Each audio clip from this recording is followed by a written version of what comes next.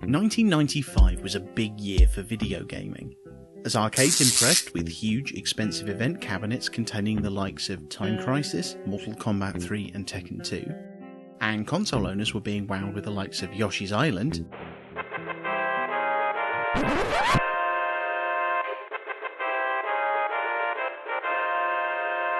oh shit.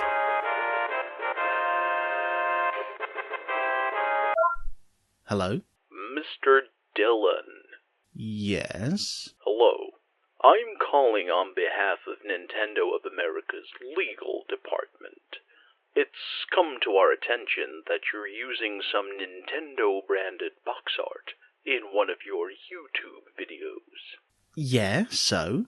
As you are aware, Mr. Dillon, all Nintendo-related characters, artwork, products, and media, including publicly released trailers and material that is basically put out there for promotional purposes, are under copyright, and therefore the only organization that can even mention Nintendo is in fact Nintendo itself.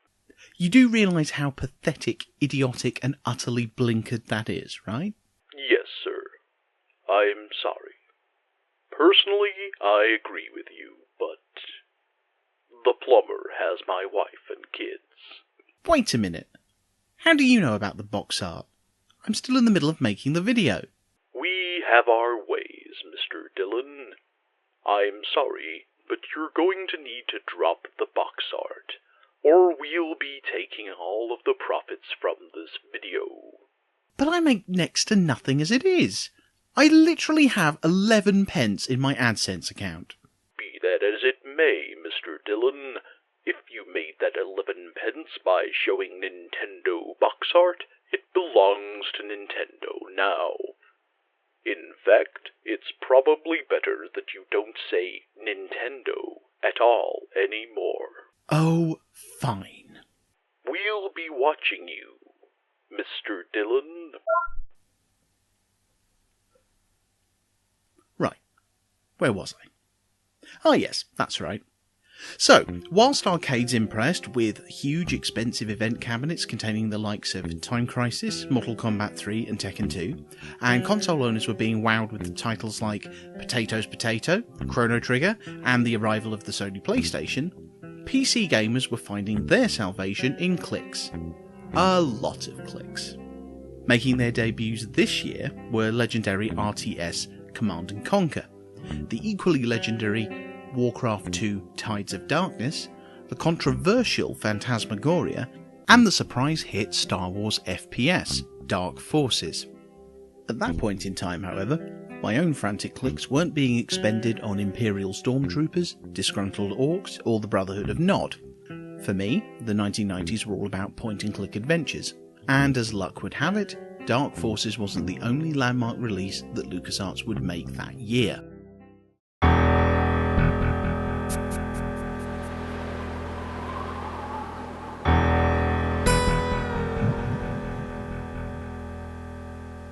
Whenever I smell asphalt, I think of Marine. That's the last sensation I had before I blacked out. The thick smell of asphalt. And the first thing I saw when I woke up was her face. She said she'd fix my bike. Free, no strings attached. I should have known then that things are never that simple. Yeah, when I think of Marine, I think of two things. Asphalt and trouble. Full Throttle isn't always remembered fondly by adventure gamers, although it certainly has its fans, and it rarely makes anybody's top 10 list, but it deserves to be remembered for a variety of reasons. The 10th adventure game to use LucasArts' revolutionary Scum engine, it was the first of those titles to be released on the Microsoft Windows platform, the first to use a licensed soundtrack, and the first video game of any kind to employ a cast comprised of SAG registered voice actors instead of primarily using in-house talent. It also sports a number of attempts to break away from LucasArts' then traditional point-and-click model through the inclusion of minigames, and features impressive, for the time, use of pre-rendered 3D animation. But is Full Throttle still an easy rider, or is it more of a speed racer? Let's take a look and find out.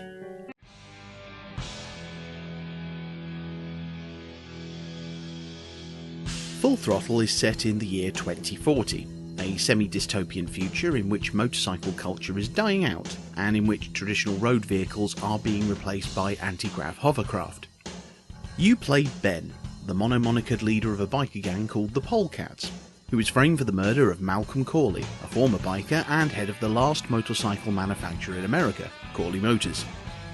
With the rest of his gang in jail and his face on every news station in America, Ben must find a way to clear his name and bring the real killer to justice. And being a point-and-click adventure, this largely translates into solving quirky puzzles. Lots of quirky puzzles. Mainly by kicking things and torturing battery-powered bunnies. The first thing that will hit you about Full Throttle is its huge, gorgeous sprites. While stablemates like Day of the Tentacle and Sam & Max Hit the Road pioneered the playable cartoon look, Throttle takes it one step further by having large, fully animated sprites for all of its close-ups and cutscenes. And those pre-rendered models and animations work. They really work. Vehicles and moving scenery blend perfectly with the more traditional art assets, giving the game a lavish feel, or at least whatever passed for lavish in 1995. Overall, the game's art direction is what LucasArts fans have come to expect. Stylish, consistent, and absolutely bursting with character. Even on modern systems, the game scales really well, although it's occasionally difficult to pick out small objects. That said, however, the game cursor is chunky and distinct, and will change into a reticule if hovered over an interactive item. Good luck finding that goddamn lockpick, though.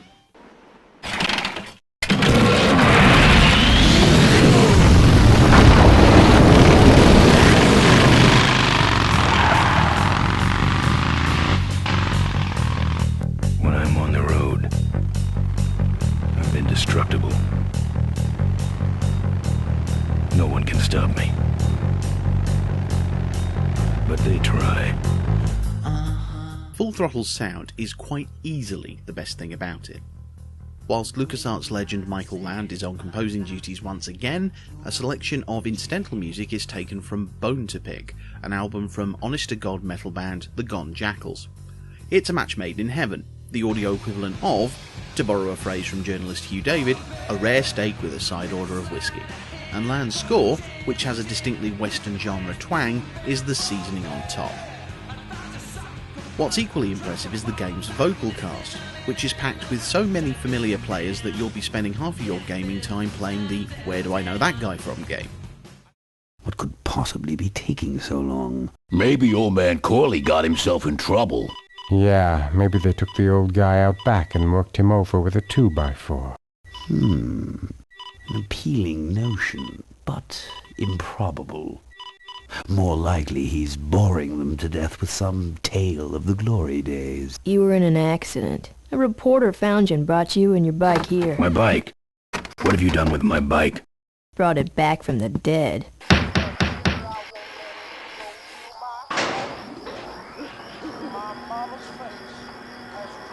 Who's out there? Hey! I'm trying to do my art in here, buddy. Haven't you been watching the news?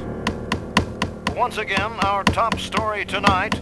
Malcolm Corley, owner of Corley Motors, was found dead at a rest stop just outside the town of Melonweed.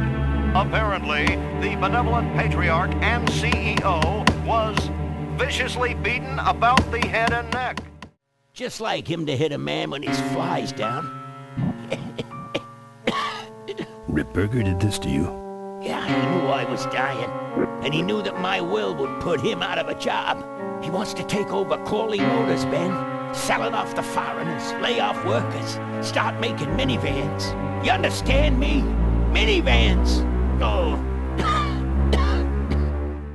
Okay, so here we go. Faking Ben and Maureen's death. Act 1, Scene 1. Adrian Ripburger, in a desperate attempt to lure our Maureen out of hiding, has developed the following lame-ass scheme. That's your truck out front. I need a ride. I look like a cabbie to you? Get lost. They're not letting anyone through that roadblock anyway. Not even truckers? They turned me around, said police business only. Pigs. Wowzers.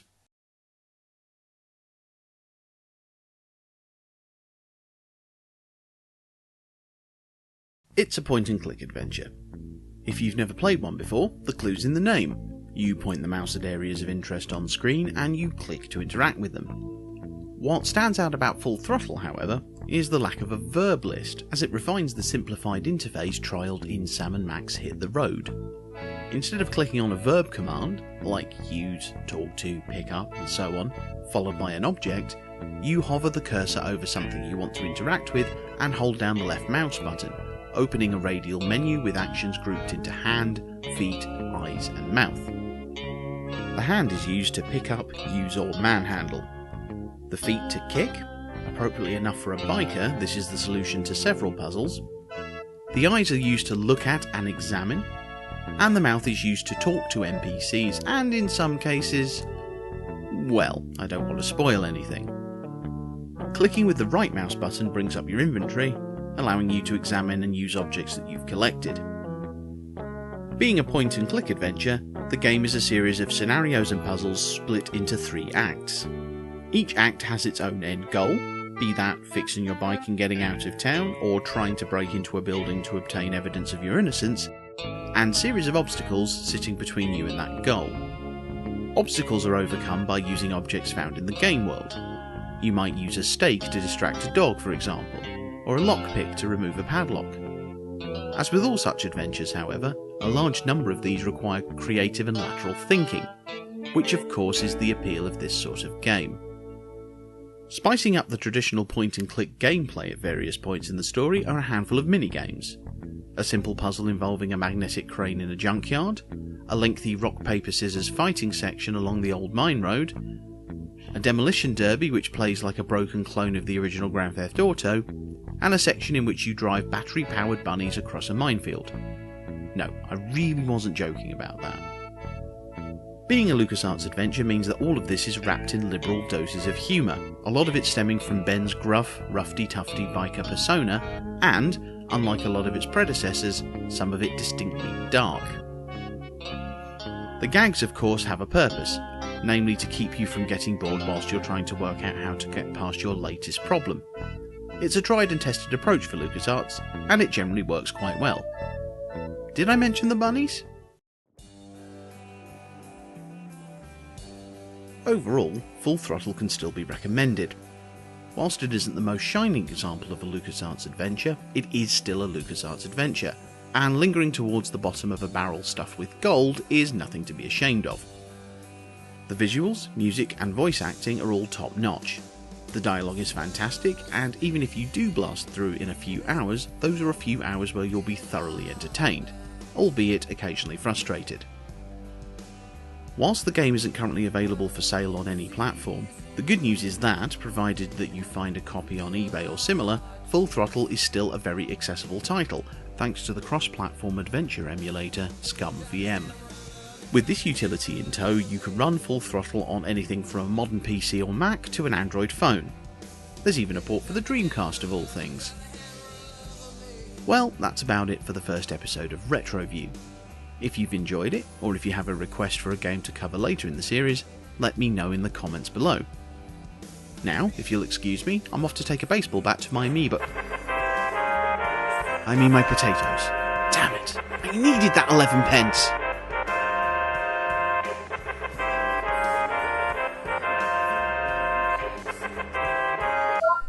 Mr.